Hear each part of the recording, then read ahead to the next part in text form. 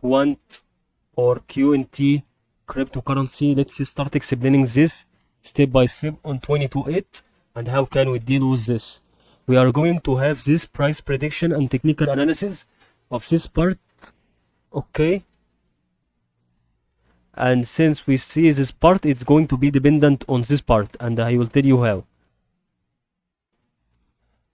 Okay, we can make slope line and another slope line, and from where we put right retracement, we see a lot of trend lines that is meeting with these waves, but we have to put it easily by the resistances and a supporters of the waves. Okay, here is the support.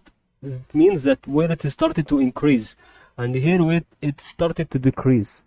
So we put here and put here, and then we put a lot of trend lines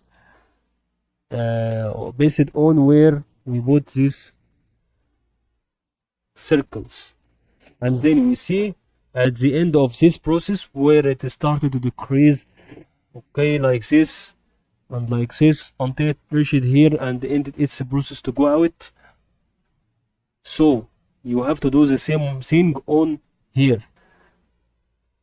Okay, we can make this, and then we have to put on the resistance, and the another resistance is still not appearing yet, or it can be this trend line. So once it's going to make this, is going to increase, and it's going to play this rule like this and increase again, then you can make these extensions of these lines and extension also of the slope lines. That's what we wanted to explain on QNT or QUANT crypto.